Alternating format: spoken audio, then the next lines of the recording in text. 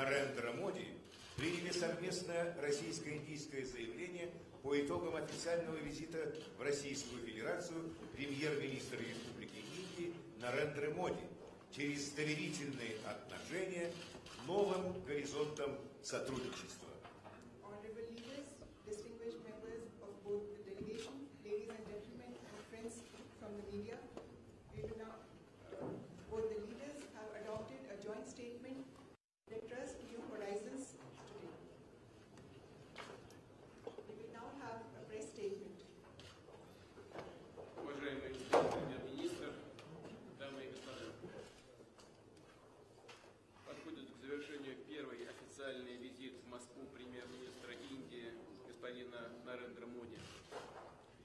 Наши переговоры были очень содержательными и плодотворными. Надеюсь, что они будут способствовать дальнейшему продвижению особо привилегированного российско-индийского стратегического партнерства. Вчера еще мы с господином Моди провели отдельную неформальную встречу, на которой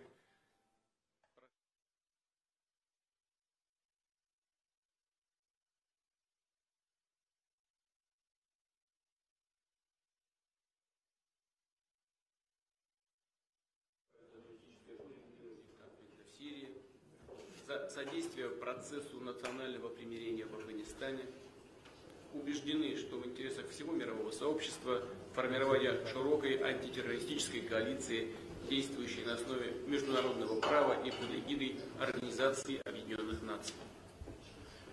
Россия выступает за дальнейшее усиление роли Индии в решении глобальных и региональных проблем. Считаем, что Индия, как великая держава, проводящая взвешенный и ответственный внешнеполитический курс, является одним из наиболее достойных кандидатов на место постоянного члена Совета Безопасности ООН. Напомню также, что Россия активно поддержала присоединение Индии к Шанхайской организации сотрудничества. Мы тесно взаимодействуем в рамках БРИКС, председательство в котором передадим индийским партнерам в феврале 2016 года. В ходе сегодняшних переговоров в узком и в широком составах, а также на встрече с ведущими индийскими и российскими бизнесменами, говорили о развитии всего комплекса двухсторонних отношений.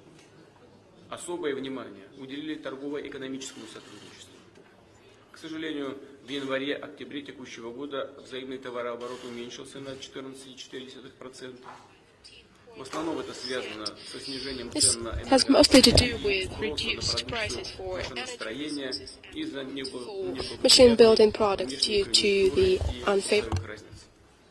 Договорились активизировать усилия, чтобы вывести торговлю на траекторию устойчивого роста. Детально обсудили практические меры по развитию и диверсификации товарооборота. Our practical measures to develop and diversify the trade turnover to remove administrative and other barriers. The key role in this work is played by the Intergovernmental Commission, the last session of which took place on the 20th of October in Moscow. Stepping up our investment cooperation is an important reserve that we have. We have agreed to increase our mutual investment flows by deepening industrial cooperation, carrying out major infrastructure and energy projects. With Russia's assistance, Kudankulam nuclear power station is being built. The first power unit of this plant was commissioned in June 2014. Just a few weeks are left before the second power unit is commissioned. We intend to start building the third and the fourth units in the near future. We're also negotiating the fifth and the sixth power units. We've achieved an agreement that the Indian side will provide one more site for the construction of Russian-designed power units. And the state-of-the-art pressure reactors 1,200 will be used with the most advanced and secure and safe technological solutions.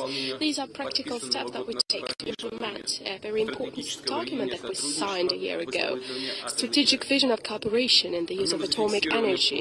This document contains our plans to construct at least 6 additional nuclear power plants units in India within the next 20 years. The export of Russian hydrocarbons access to India is growing. Under the agreement between the Rosneft company and SR company, there are plans for a large-scale supply of oil and oil products to Indian refineries in the amount of 10 million tons per year during 10 years. This year, Gazprom has exported 5 big lots of liquefied natural gas to India.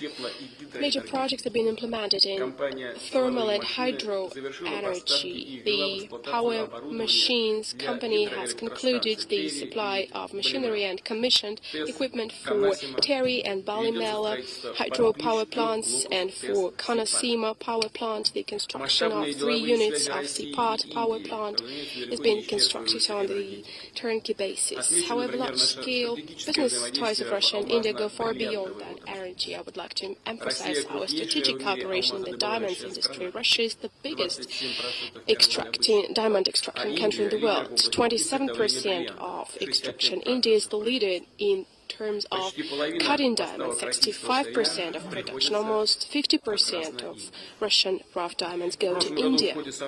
Last year, during our joint participation in the World Diamond Conference that took place in New Delhi, together with Mr. Modi, we have agreed to further step up our cooperation. We are doing this work. In particular, the Al Rasa company has increased the number of long-term contracts from 9 to 12. To broaden our cooperation, we are building a special notified zone at the Para Diamond Vaults. We have also agreed to launch new joint projects as aircraft industry, metallurgy, pharmaceuticals, chemical industry. We've discussed the prospects of the participation of Russian business in the implementation of the Make in India import substitution program. We see it as an additional opportunity to create joint enterprises, to transfer technologies, to produce goods with high added value. And we also believe that the protocol that we signed on simplification of requirements for mutual travels of certain categories of citizens of 2 countries will galvanize business ties and liberalize the visa regime. Now businessmen will be able to visit Russia and India upon direct invitations of partners. Our countries have been traditionally closely working on military and military technical cooperation, and I'm referring not only to the supply of products but also to a close technological cooperation. The benchmark for such cooperation is the joint development of BrahMos missile systems. The large-scale production of anti-vessel missiles in the interest of Indian naval forces was launched. Just as much promising are projects of multi-role fighters and multi-role transport aircraft. We have emphasized the importance of regular ground, naval, and air military exercises in Indra. Another important element of the Russian-Indian partnership is, of course, and has always been, humanitarian ties. This year, Russians have shown a great interest in the Festival of Indian Culture. We hope that the Festival of Russian Culture that will take place in India next year will be just as much memorable for our friends. And in conclusion, I would like to thank our Indian colleagues and friends, and in particular Mr. Modi, for the constructive joint work. We will continue doing everything possible to develop the Russian-Indian partnership for the benefit of our countries and nations. Thank you very much for your attention.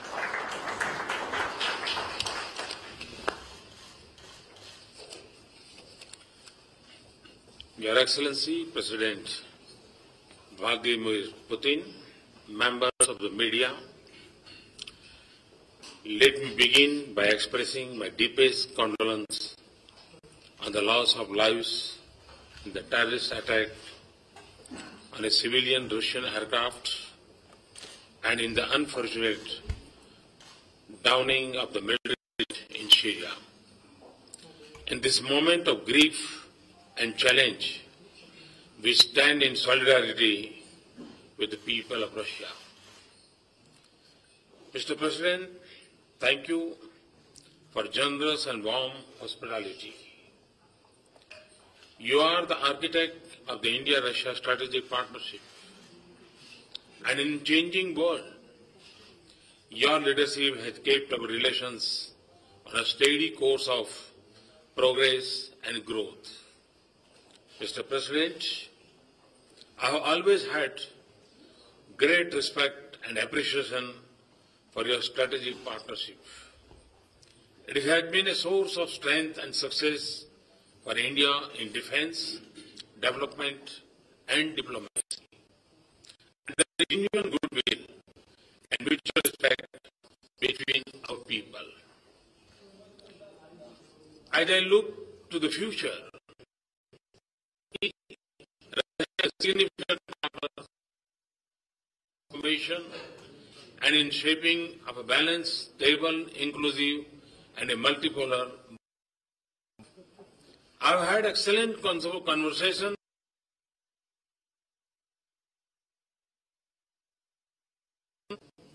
It has deepened my conviction that this relationship truly meets the test of a special and privileged strategic partnership. We have laid the foundation of the future character of this strategic partnership. The intergovernmental agreement on manufacture of Como 226 helicopter in India is the first step for a main platform, a Make in India mission. It is rightly with our most important defense partner. We have made progress on a number of other defense proposals. This would boost defense manufacturing in India and India's defense readiness with next generation equipments. The pace of our cooperation in nuclear energy is increasing. We are making progress on our plans for 12 Russian nuclear reactors at 2 sites. The agreement today will increase Indian manufacturing content in these reactors. It supports my mission of Make in India. I thank President Putin for his support. With one of the world's largest reserves of hydrocarbons, Russia can be a critical source of energy security for India, especially because of our strategic partnership. With President Putin's support, we are enlarging Indian investment in Russian hydrocarbon sector. President Putin and I are moving creatively in expanding our economic relations. Following our last summit, India has created a special notified joint to facilitate direct world uncut diamond exporter, Russia and India, which process 90% of the world's uncut diamond. Second, we are working on logistics. Our Green Corridor project has taken on the international north-south transit corridor through Iran.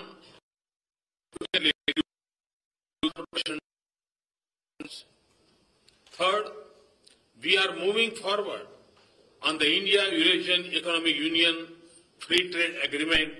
This will also benefit us in Central Asia. Fourth, we are encouraging our private sector to connect with each other more. We have just had an excellent meeting of CEO Forum. The agreements and the announcements today give me confidence that we will see huge increase in investments and trade in both directions. President Putin and I have high degree of convergence in our position on global issues and a strong commitment to deepen our international cooperation. We have a strong collaboration in the United Nations. Our membership of BRICS, East Asia Summit, G20,